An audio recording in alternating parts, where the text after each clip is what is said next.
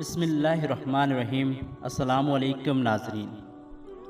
قریش کے تمام خاندانوں میں سے بنی ہاشم اور بنو امیہ کو عظمت و شہرت اور دنیاوی وجاہت کے اعتبار سے نمایاں مقام حاصل تھا۔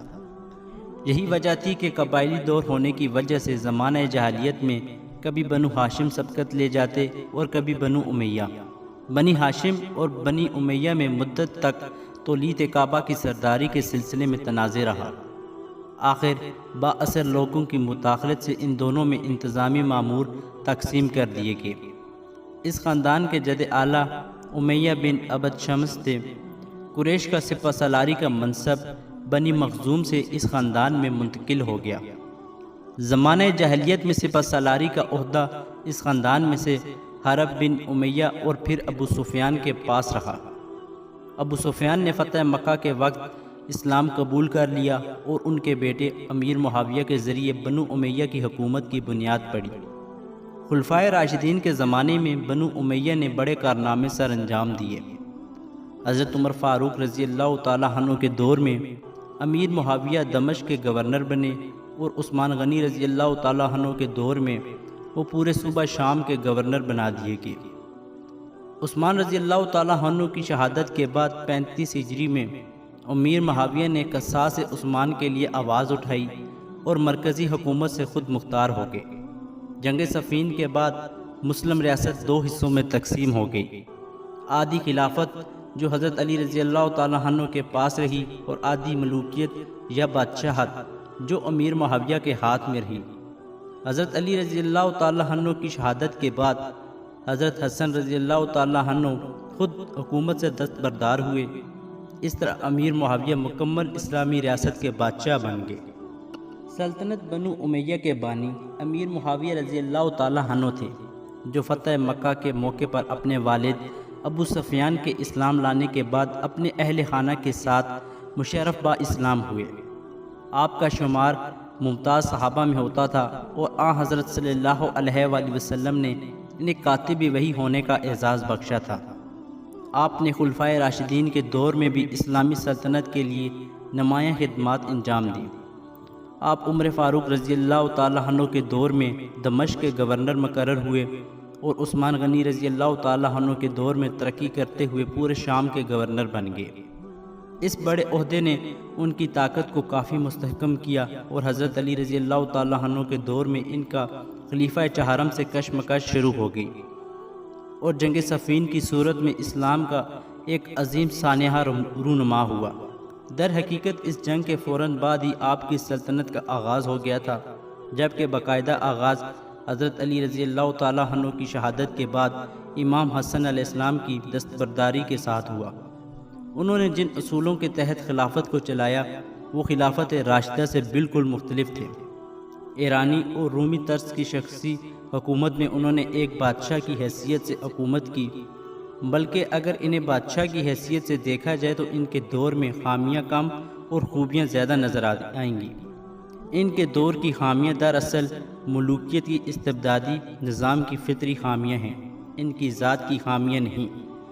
تاریخ اسلام میں ان کے مقام کا تعین کرنے میں ہمیں اس لیے مشکل پیش آتی ہے کہ وہ خلافت راشدہ کے مثالی دور کے فوراً بعد آتے ہیں، جس کی وجہ سے خلفائے راشدین کے مقابلے میں ان کی شخصیت کئی عظیم الشان کارناموں کے باوجود گہنا گئی۔ انہوں نے شام کے شہر دمشق کو دارالخلافہ قرار دیا، جہاں وہ خلافت سے قبل گورنر کی حیثیت سے قیام پذیر تھے۔ ان کے دور کے اہم ترین واقعات میں سندھ، ترکستان اور شمالی افریقہ کی فتوحات اور قسطنطنیہ پر حملہ شامل ہیں۔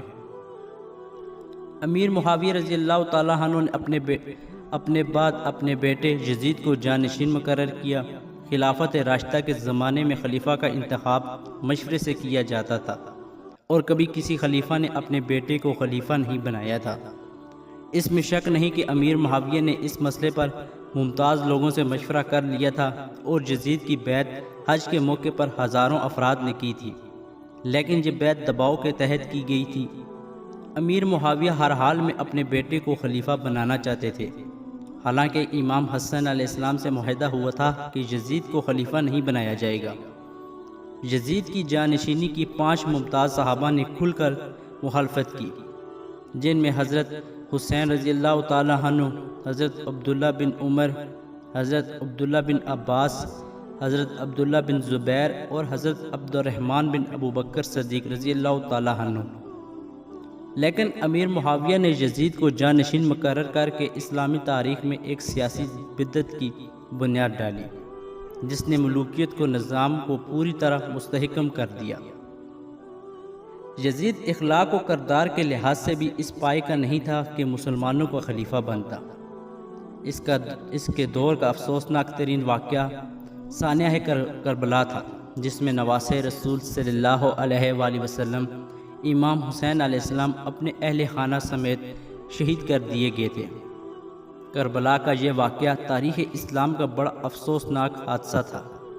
اس کی ذمہ داری یزید پر عائد ہو یا ابن زیاد پر، لیکن مسلمانوں سے یہ توقع نہیں کی جا سکتی تھی کہ وہ اپنے رسول صلی اللہ علیہ وآلہ وسلم کے پیارے نواسے سے ایسا سلوک کریں گے۔ چنانچہ کربلا کے اس واقعے کا حجاز میں سخت رد عمل ہوا اور وہاں کے لوگوں نے یزید سے بیعت توڑ کر مشہور صحابی عبداللہ بن زبیر کے ہاتھ پر بیعت کی۔ اس کے بعد دوسرا افسوسناک واقعہ حرہ پیش آیا، جس میں امویوں کی فوج نے مدینے میں قتل عام کیا اور لوٹ مار مچائی۔ اس کے بعد اموی فوج نے مکہ کا رخ کیا، لیکن یزید کا انتقال ہو گیا اور فوج دمشق واپس آ گئی۔ یزید کے انتقال کے بعد امیر معاویہ کے خاندان کی حکومت کا خاتمہ ہو گیا اور یزید کے لڑکے نے حکومت قبول کرنے سے انکار کر دیا۔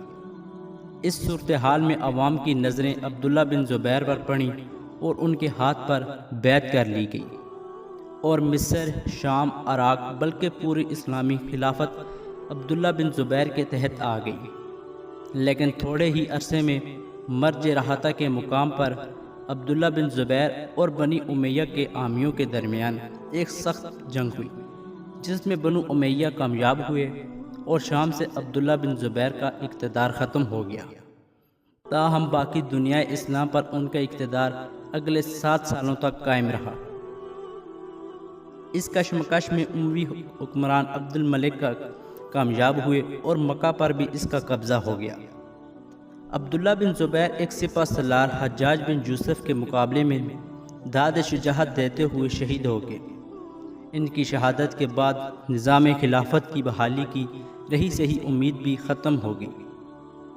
سفیانی خاندان کے بعد بنو امیہ کا جو دوسرا خاندان تخت خلافت پر بیٹھا، وہ مروان بن حکم کی اولاد سے تھا، جو عثمان رضی اللہ تعالیٰ عنہ کا کاتب رہ چکا تھا۔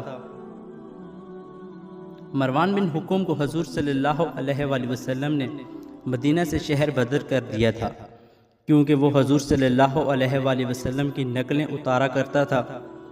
حضرت ابو بکر صدیق رضی اللہ تعالیٰ عنہ اور حضرت عمر فاروق رضی اللہ تعالیٰ عنہ نے اسے واپس مدینہ نہ آنے دیا تھا۔